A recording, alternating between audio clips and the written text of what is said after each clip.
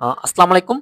গুচ্ছ ২০২৪-২৫ সেশনে ১৯ বিশ্ববিদ্যালয়ের কিন্তু আজকে আন্তঃবিষয় মাইগ্রেশন যেটা সেটা কিন্তু ফলাফল প্রকাশিত হয়েছে। অর্থাৎ আগে আমাদেরকে বলা হয়েছিল যে আন্তঃবিশ্ববিদ্যালয় মাইগ্রেশন যেটা সেটা হবে না। অর্থাৎ বিশ্ববিদ্যালয় চেঞ্জ করা এখন আর যারা ভর্তি হয়ে আছে তাদের মাইগ্রেশনে সেটা আর সম্ভব না। তবে সে যেই বিশ্ববিদ্যালয়ে ভর্তি হয়ে আছে সেই বিশ্ববিদ্যালয়ে যদি আসন খালি সাপেক্ষে এবং মেরিট অনুযায়ী মাইগ্রেশন চালু থাকবে এবং মাইগ্রেশনে সে এক সাবজেক্ট থেকে আরেক সাবজেক্টে বা ডিপার্টমেন্টে সে যেতে পারবে সেই সুযোগটা আছে। সেটাই ছিল আমাদের আন্তঃবিষয় মাইগ্রেশন। এই আন্তঃবিষয় মাইগ্রেশনের ফলাফল কিন্তু আজকে প্রকাশিত হয়েছে।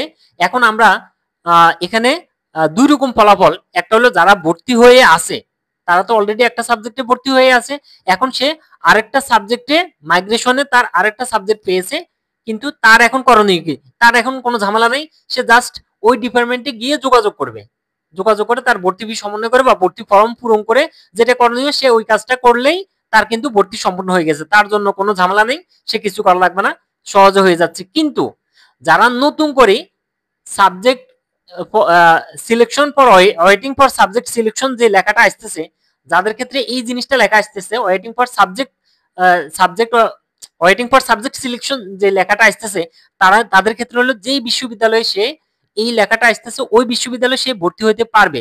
তো এটার জন্য গুচ্ছ যেটা বলছে সেটা হলো প্রত্যেকটা বিশ্ববিদ্যালয় এই মাইগ্রেশনে সাবজেক্ট প্রাপ্তদের জন্য আলাদা করে নোটিশ দেবে।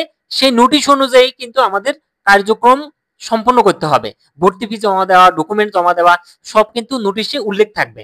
তো এই ছিল আমাদের সর্বশেষ মাইগ্রেশনের সর্বশেষ আপডেট, এটা ছিল আন্তঃবিষয় মাইগ্রেশন। আর এর পরবর্তীতে যদি আসন খালি থাকে বা সম্ভব হয় তাহলে মাইগ্রেশন দিবে, আর না হয় কারো যদি কোনো বিশ্ববিদ্যালয়ে যদি প্রয়োজন না হয় তাহলে সেক্ষেত্রে আর মাইগ্রেশন হবে না। এটা ছিল আমাদের গুচ্ছের সর্বশেষ আপডেট। পরবর্তীতে আপডেট আসলে আমরা সেটা অবশ্যই সাথে সাথে জানাবো। সবাই ভালো থাকবেন, ধন্যবাদ, আসসালামু আলাইকুম।